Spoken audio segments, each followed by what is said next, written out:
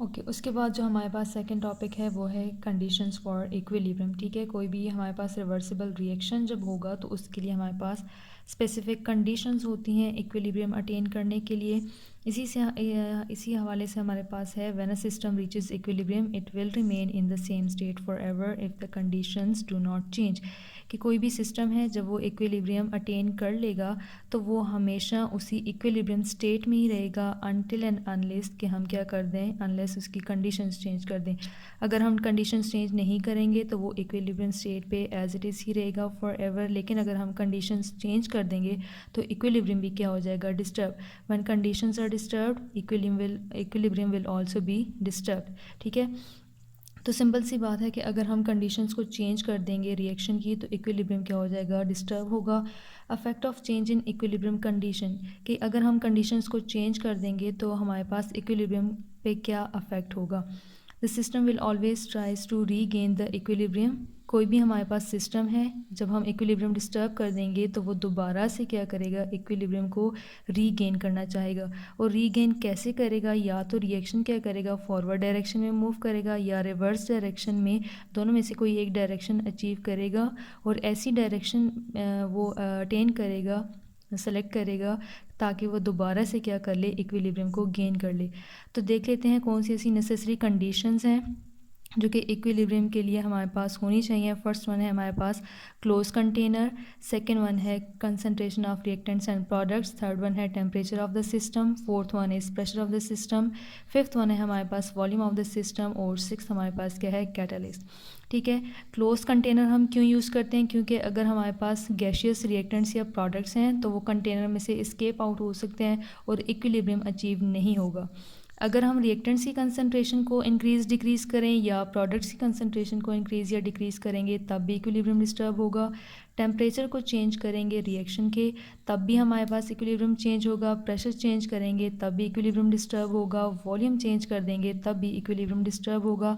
Catalyst का काम सिर्फ ये है कि ये फॉरवर्ड और रिवर्स डायरेक्शन के जो रिएक्शंस होंगे उनको सिर्फ ये क्या करेगा, स्पीड अप करेगा।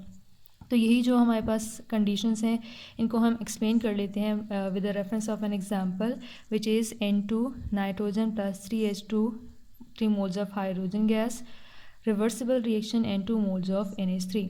अब यहाँ पे अगर आप देखें N2 भी गैशियस फॉर्म में है, हाइड्रोजन भी गैशियस फॉर्म में है, और जो NH3 है वो भी कौन सी फॉर्म में है, गैशियस फॉर्म में है। ये रिएक्शन तभी होगा जब टेम्परेचर हमारे पास कितना होगा, between 200 to 400 degree Celsius. Pressure कितना होना चाहिए, 250 ATMs का। और कैटलिस्ट हम कौन सा यूज़ करेंगे, आयरन। ओके, तो अब अगर ये रिएक्शन हम करेंगे, देख लेते हैं फर्स्ट कंडीशन हमारे पास कौन सी है, use of container. Equilibrium can not be attained in open container, the gaseous reactants and products में escape into atmosphere leaving behind no possibility of attaining equilibrium. कि अगर हम क्या करेंगे, ओपन कंटेनर यूज़ करेंगे तो हमारे पास नाइट्रोजन गैस एस्केप आउट हो सकती है या तो हाइड्रोजन गैस। रिएक्टेंट्स नहीं होंगे तो फॉरवर्ड रिएक्शन नहीं होगा, फॉरवर्ड रिएक्शन नहीं होगा तो रिवर्स भी नहीं होगा, और इक्विलिब्रियम भी हमारे पास अटेन नहीं होगा। तो अगर हम क्लोज कंटेनर यूज़ करेंगे तो रिएक्टेंट्स भी कंटेनर के अंदर ही रहेंगे और प्रोडक्ट्स भी कंटेनर के अंदर ही रहेंगे। फॉरवर्ड रिएक्शन भी होगा, रिवर्स रिएक्शन भी होगा, और हमारे पास जो रिएक्शन है वो क्या करेगा, इक्विलिब्रियम को गेन कर सकता है।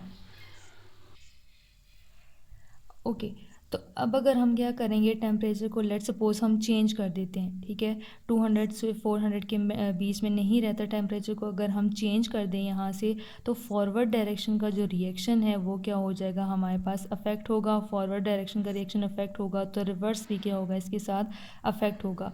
चेंज करने के बाद ये जो दोनों रिएक्शंस हैं दोबारा से अपने आप को इस तरह से रिपीट करेंगे ताकि दोबारा से ये क्या गेन कर सकें, इक्विलिब्रियम गेन कर सकें। इसी तरह से अगर हम इसी रिएक्शन का प्रेशर चेंज कर देंगे तो भी इक्विलिब्रियम डिस्टर्ब होगा, चेंज हो जाएगा। और अगर हम कैटलिस्ट आयरन की जगह अगर हम आयरन इसको ना यूज़ करें तो हमारे पास जो फॉरवर्ड और रिवर्स रिएक्शन होंगे उसकी जो स्पीड होगी वो क्या होगी, डिक्रीज़ हो जाएगी, और जो इक्विलिब्रियम है वो हमारे पास लेट अचीव होगा। इक्विलिब्रियम को अटेन करने में ज़्यादा टाइम लगेगा। ठीक है, while in the presence of catalyst ये जो टाइम होगा ये क्या होगा, मिनिमाइज। तो ये हमारे पास कंडीशंस हैं इक्विलिब्रियम के लिए कि अगर हमारे पास कोई भी रिवर्सिबल रिएक्शन है तो हमें हमेशा क्लोज कंटेनर यूज़ करना होगा। रिएक्टेंट्स और प्रोडक्ट्स की जो कंसनट्रेशन है वो मेंटेन रखनी होगी। टेम्परेचर ऑफ द सिस्टम को हमें मेंटेन रखना होगा, प्रेशर ऑफ द सिस्टम को मेंटेन करेंगे, वॉल्यूम को मेंटेन करेंगे और कैटलिस्ट भी हमारे पास होगा।